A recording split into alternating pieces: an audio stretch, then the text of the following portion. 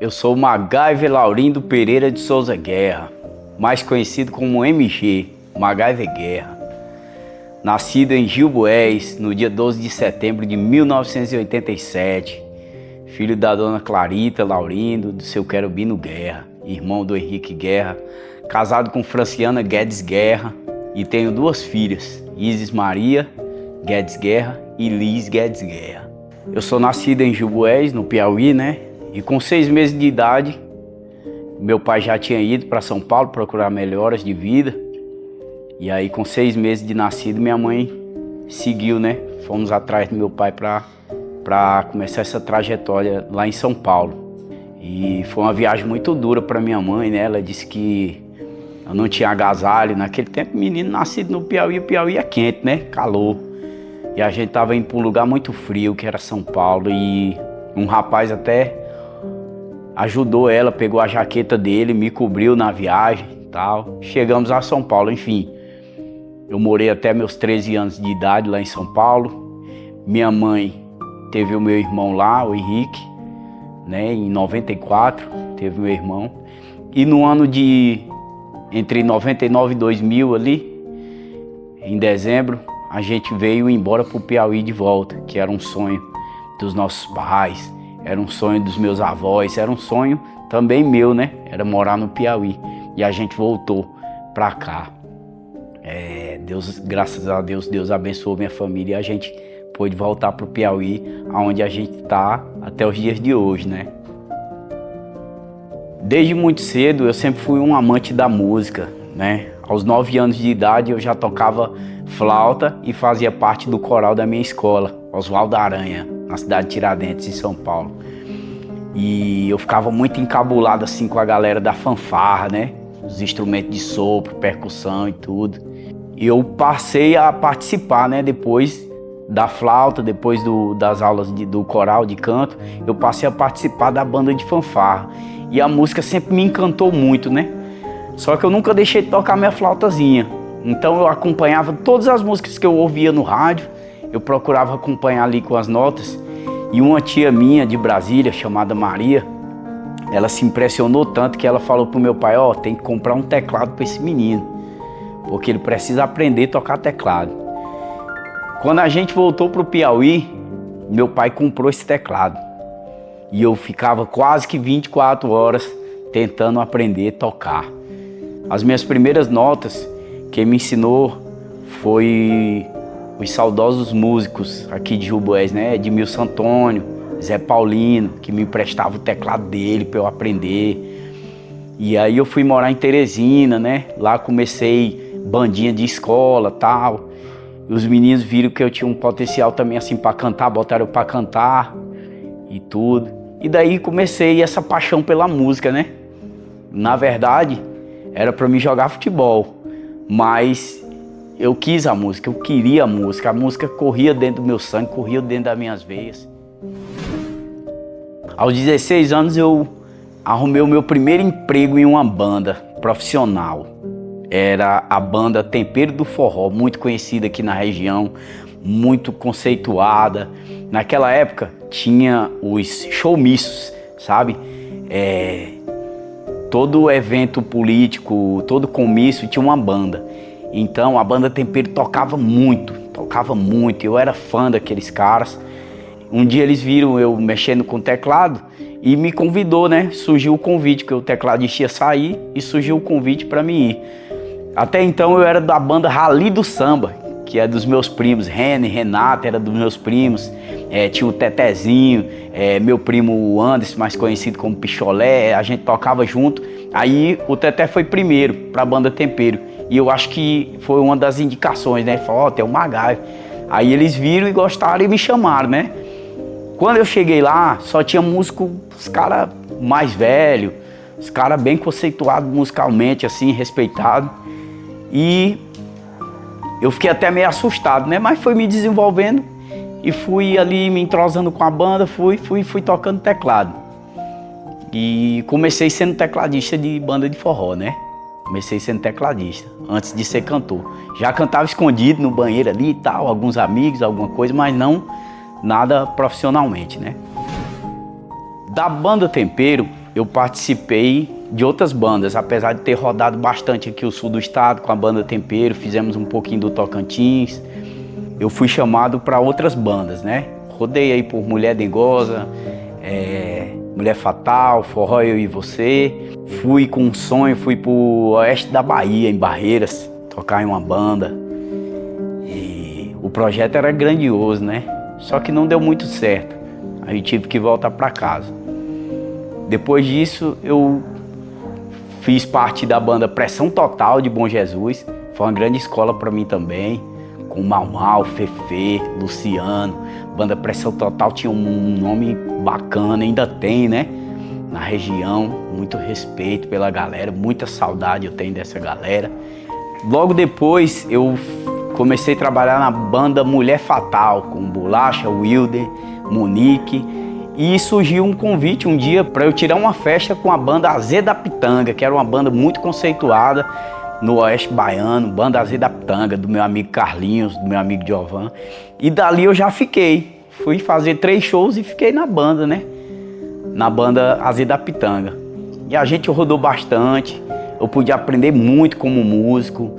Eu pude aprender muito como pessoa, porque o Giovan, o Carlinhos, eles eram os caras que, além de se preocupar com o cantor, com a imagem do cantor, eles são meus amigos até hoje, sabe? Amigos assim, o Giovan principalmente, um amigo que todos os dias a gente troca mensagem, então foi um cara que me ensinou demais. E foi uma banda que eu aprendi muita coisa, a banda AZ da Pitanga, né? Depois da banda AZ da Pitanga, eu retornei para Gil Bués e fiquei um tempo parado, só que aí eu decidi criar o meu próprio nome, a minha própria marca, MG MacGyver Guerra. E me surgiu a oportunidade, né? Numa vaquejada, no Parque do Birajara, minha prima Patrícia me deu essa oportunidade, e eles me deram essa oportunidade. Saiu de casa, eu, um tecladista, um sanfoneiro, uma cantora, e fomos fazer esse show aí, essa festa, né, de vaquejada no interior. E eu preocupado ali com o repertório, com tudo, mas deu certo. Tocamos até 5 horas da manhã e dali começou, MG MacGyver Guerra. E depois disso, os caras viram meu potencial em cantar sozinho e pediram para eu voltar. O Giovan, o Carlinhos, negociamos ali e eu peguei e voltei para Barreiras. E voltei de novo para aquela banda sensacional, músicos de alta qualidade e tudo, e começamos a tocar, né?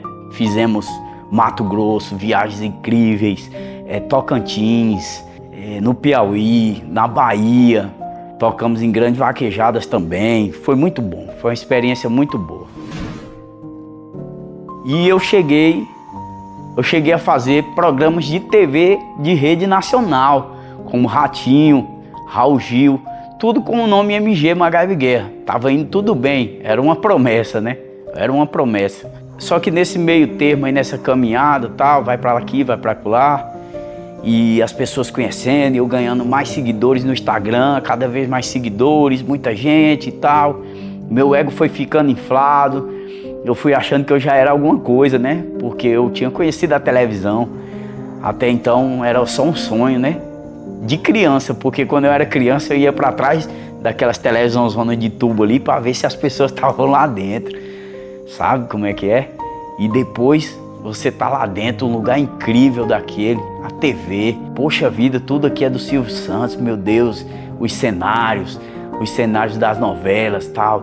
Que oportunidade foi que Deus me deu, hein? Grandiosa essa oportunidade. Logo depois veio o convite, vamos fazer a live do vovô Raul Gil. E eu fui, cantei depois do Edson e Hudson. Tive a oportunidade de conversar com os caras, cara a cara, assim, os caras que eu sempre fui fã, né? E realizei muitos sonhos, fiz muitas amizades no meio do forró. Amizades como o grande Dom Lopes, cantor Dom Lopes, da Moleca Sem Vergonha. Um cara incrível que me ensinou muito também sobre a vida e sobre Deus e sobre a música também. Um cara que eu me espelhei muito, assim, na minha questão até vocal, né? Dom Lopes. Então, nesses conhecimentos meus, eu tinha um sonho de trabalhar numa grande banda.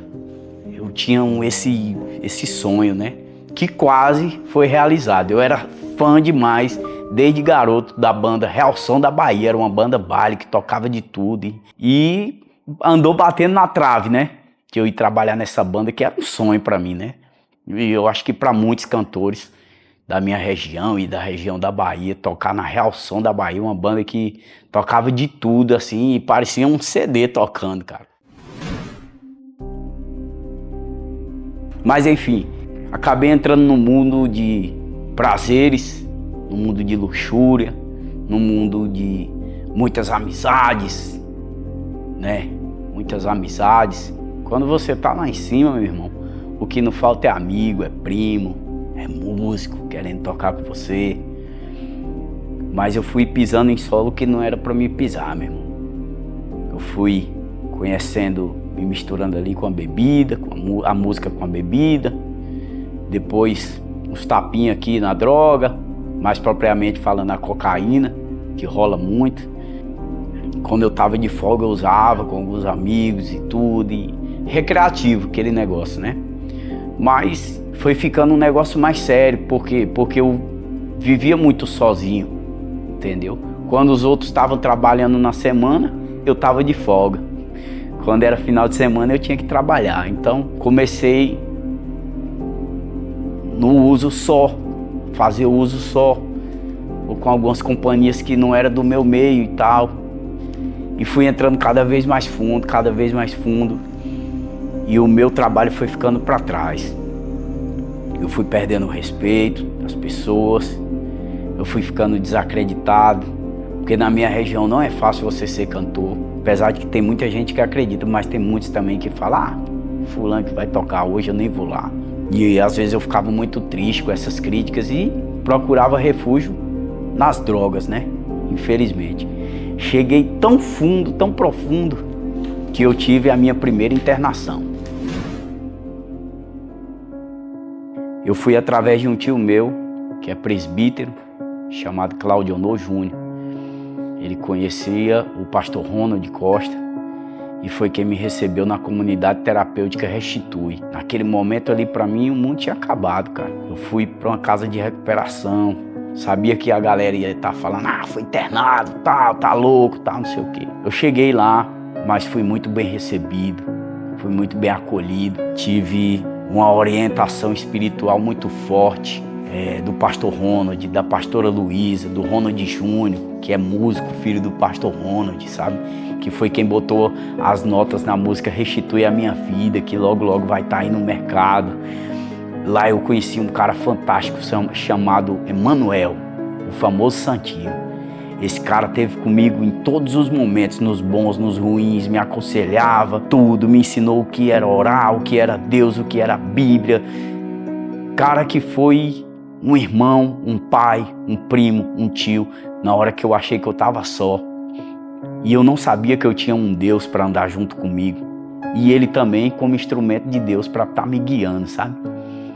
Eu sou muito grato a esse pessoal da comunidade terapêutica Restitui, onde eu passei 11 meses, cheguei a trabalhar lá dentro, fui monitor, tudo.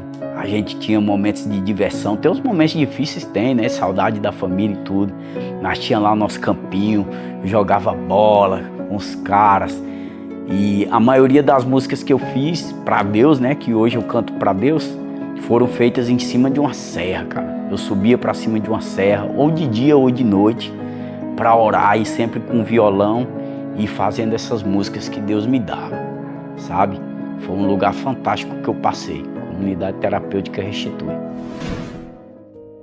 Depois de 5 meses que eu saí da comunidade terapêutica Restitui, aí eu voltei para a música secular. Tava tocando festas particulares e tal, mas era voz de violão, até porque, né, como foi falado uma vez, uma pessoa me mandou uma mensagem e disse, fulano falou que nenhum músico aí mais quer tocar com você, por causa da sua irresponsabilidade. Eu concluía o show, mas depois do show, meu amigo, ninguém me achava mais, acabou. E eu sumia da galera da banda, entendeu? Então tava dando trabalho pros caras mesmo. E chegou ao ponto de ninguém querer tocar mais comigo mesmo. Os caras faziam era falar que não queria tocar mais comigo. Apesar de que eu acho que eu fui um dos precursores, né? aqui na minha cidade. Fora esses caras mais velhos, Edmilson Antônio, Zé Paulino, alguns músicos assim mais velhos. Depois veio a minha geração e depois da minha geração foi surgindo outros caras aí, né?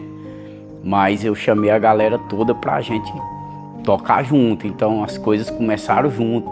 Tinha eu, tinha Edson, o Anderson, tinha Gabriel, uma galera que começou, pode-se dizer que todo mundo junto, né? Então, assim, eu perdi todo esse respeito que eu tinha pela galera, eu perdi todo esse respeito, né?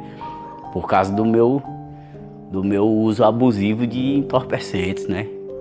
Que eu já não controlava mais. Eu sem uso era um MacGyver, eu quando triscava era outro. Então fui perdendo a credibilidade dentro daquilo próprio mesmo que eu criei, certo? Então houve a queda, né? Não consegui segurar a onda e fui mais fundo ainda, fui aprofundando mais, chegou ao ponto de eu abandonar a música, abandonei minha casa, abandonei minha família e entrei numa depressão profunda e usava cada vez mais as pessoas falando e acabou, esse não tem mais jeito. E aí veio a luz, né, no fim do túnel, né, porque eu já estava chegando ao fim do túnel mesmo, cavando mais do que o fundo do poço, né. Eu cheguei a perder praticamente tudo. Até roupa eu já estava perdendo. Perdi tudo, perdi meus cavalos, que eu sou um amante da vaquejada, ainda sou um amante da vaquejada. E, inclusive, eu quase que perco minha vida, né, por causa da droga, né. Depois que eu saí, eu soube de um monte de cara que morreu, pô. Cara que eu via na rua.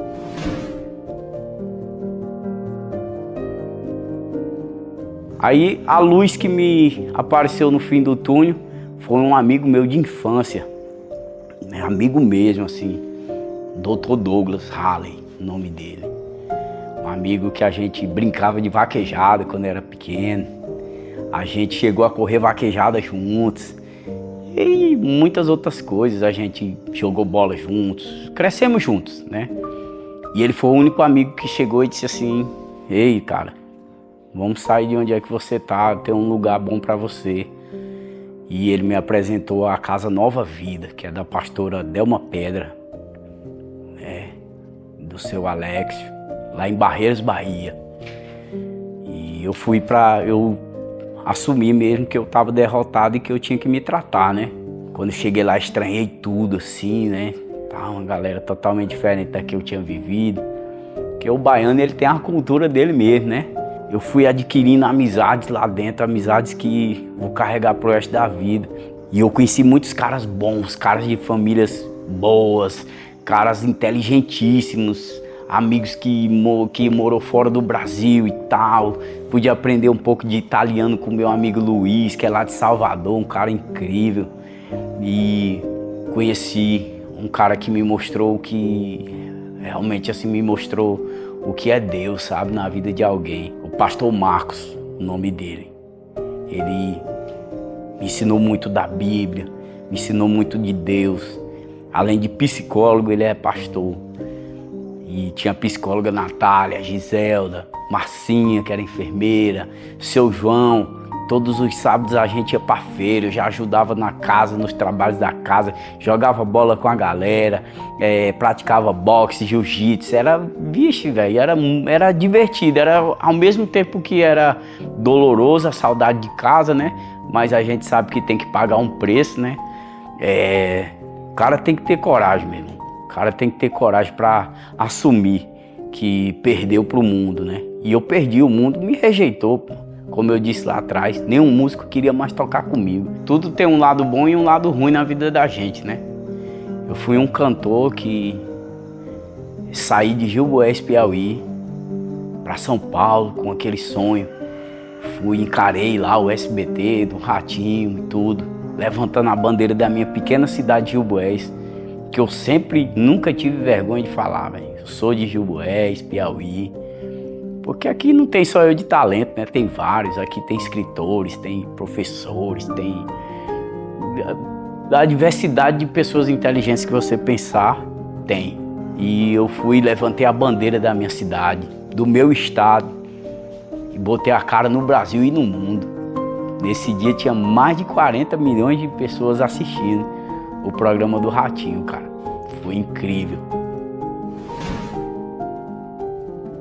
Então hoje eu saí da Casa Nova Vida com o tratamento concluído, concluí meu tratamento, agradeci meu pai, agradeci meu irmão, agradeci o Dr. Douglas, que foi quem abriu essa porta, mas o meu pai e o meu irmão sempre estiveram ao meu lado, a minha esposa sempre esteve me esperando, a minha mãe sempre esteve na esperança de que eu chegasse bem, e foi um tratamento incrível, assim, onde eu pude aprender muito sobre mim, sobre o que acontece dentro do cérebro de um adicto, sabe?